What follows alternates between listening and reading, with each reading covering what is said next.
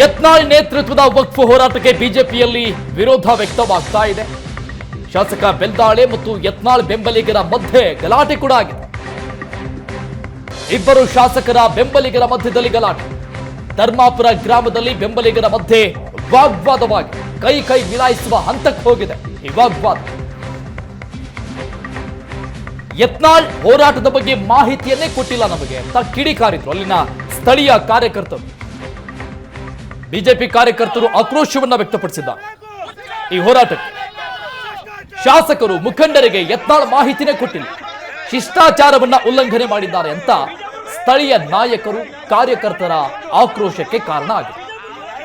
ಯತ್ನಾಳ್ ಹೋರಾಟಕ್ಕೆ ಬಿಜೆಪಿ ಕಾರ್ಯಕರ್ತರಿಂದಾನೇ ವಿರೋಧ ವ್ಯಕ್ತವಾಗ್ತಾ ಇದೆ. ಬೀದರ್ನಲ್ಲಿ ಬಿಜೆಪಿ ವರ್ಸಸ್ ಬಿಜೆಪಿ ಅನ್ನುವಂತಹ ವಾತಾವರಣ ನಿರ್ಮಾಣ ಆಗಿದೆ. 5 ದಿನ 6 ಜಿಲ್ಲೆಗಳಲ್ಲಿ ವಕ್ಫ್ ವಿರುದ್ಧ ಬಿಜೆಪಿಯ ರೆಬಲ್ಸ್ ಟೀಮ್ ಹೋರಾಟಕ್ಕೆ ಮುಂದಾಗಿದೆ.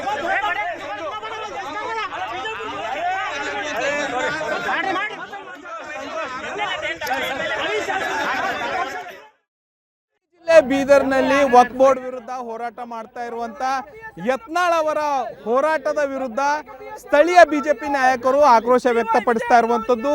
ವಿಶೇಷವಾಗಿ ಏನೊಂದು ಬೀದರ್ನ ದಕ್ಷಿಣ ಕ್ಷೇತ್ರದ ಶೈಲೇಂದ್ರ ಬೆಲ್ದಾಳೆ ಅವರ ಏನು ಶಾಸಕರಾಗಿದ್ದಾರೆ ಅವರ ಆಪ್ತ ವಲಯದ ಆಪ್ತರು ಇನ್ನು ಏನೊಂದು ಬಿಜೆಪಿ ನಾಯಕರು ಈಗ ಈ ಒಂದು ಯತ್ನಾಳ್ ಅವರ ಹೋರಾಟಕ್ಕೆ ವಿರೋಧ ವ್ಯಕ್ತಪಡಿಸ್ತಾ ಇರುವಂತದ್ದು.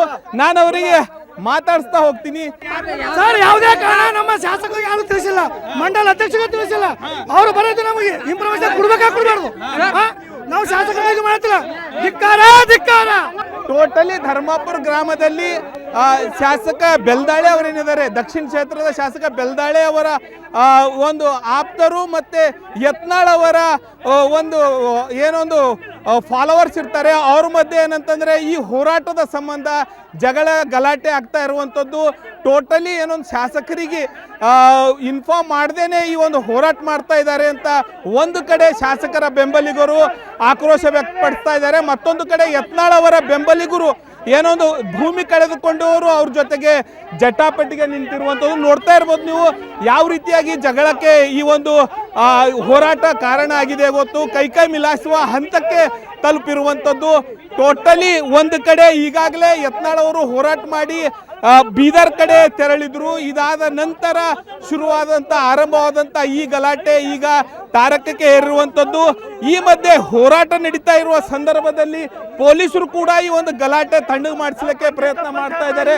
ನಾವೇನು ವಕ್ಫ್ ಮಂಡಳಿ ವಿರುದ್ಧ ಹೋರಾಟ ಮಾಡ್ತಾ ಇದ್ದೀರಿ, ಇದಕ್ಕೆ ನಾವು ಸ್ವಾಗತ ಮಾಡ್ತೀವಿ, ಅದ್ರಾಗೆ ನಿರ್ಣಯ ಮಾಡ್ತಿಲ್ಲ. ಆದ್ರೆ ನೀವು ಬಂದಿದ್ದ ತರೀಖಾ ಸರಿಯಾಗಿಲ್ಲ, ನೀವು ಶಿಷ್ಟಾಚಾರ ಉಲ್ಲಂಘನೆ ಮಾಡಿದಿರಿ. ಭಾರತೀಯ ಜನತಾ ಪಕ್ಷ ಅಂದ್ರೂ ಶಿಸ್ತಿನ ಪಕ್ಷ. ಇಲ್ಲಿ ರಾಜ್ಯಾಧ್ಯಕ್ಷರು ಬೇಕು, ಜಿಲ್ಲಾಧ್ಯಕ್ಷರು ಬೇಕು, ಮಂಡಲಾಧ್ಯಕ್ಷರು ಬೇಕು, ಸ್ಥಳೀಯ ಶಾಸಕರು ಕೂಡ ಬೇಕು. ನೀವು ಯಾವುದೇ ಶಿಷ್ಟಾಚಾರ ಇದು ಮಾಡಿಲ್ಲ, ಎಲ್ಲಾ ಕಡೆಗಣಿಸಿದ್ದೀರಾ. ನೀವು ಬಂದು ವೈಯಕ್ತಿಕ ಬೇರೆ ಸೋಚ್ತಾ ಇದ್ದೀರಾ.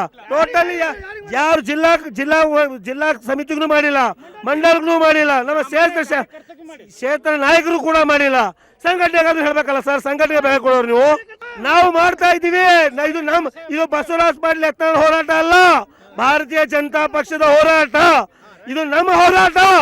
ವಕ್ಫ್ ಆಗುವವರೆಗೂ ನಾನು ಸಿದ್ದರಾಮಯ್ಯನೂ ಬಿಡಂಗಿಲ್ಲ, ಜಮೀರ್ ಅಹಮದ್ ಬಿಡಂಗಿಲ್ಲ. ನಾವು ನಿರಂತರ ಹೋರಾಟ. ಯತ್ನಾಳ್ ಅವರು ಕ್ರಮ ಆಗಲೇಬೇಕು. ಈಗಲೇ ರಾಷ್ಟ್ರೀಯ ನಾಯಕರು ಇದನ್ನು ಗಂಭೀರವಾಗಿ ಪರಿಗಣಿಸಿ ಬಸವರಾಜ್ ಪಾಟೀಲ್ ಯತ್ನಾಳ್ ಪಕ್ಷದ ಉಚ್ಚಾರಣೆ ಮಾಡಬೇಕು. ಸೊ ಇದು ಏನಂತಂದ್ರೆ ಏನೊಂದು ಈ ಒಂದು ಹೋರಾಟಕ್ಕೆ ವಿರೋಧ ವ್ಯಕ್ತಪಡಿಸಿರುವಂತ ಬಿಜೆಪಿ ನಾಯಕರ ಮಾತಾಗಿತ್ತು.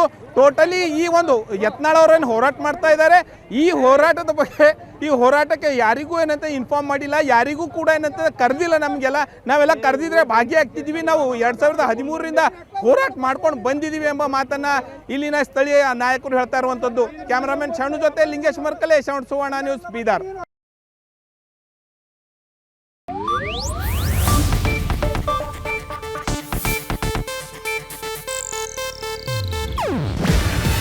ಇದು ಏಷ್ಯಾನೆಟ್ ನ್ಯೂಸ್ ನೆಟ್ವರ್ಕ್ ಪ್ರಸ್ತುತಿ. ನೀವು ನೋಡ್ತಿದ್ದೀರಾ ಏಷ್ಯಾನೆಟ್ ಸುವರ್ಣ ನ್ಯೂಸ್.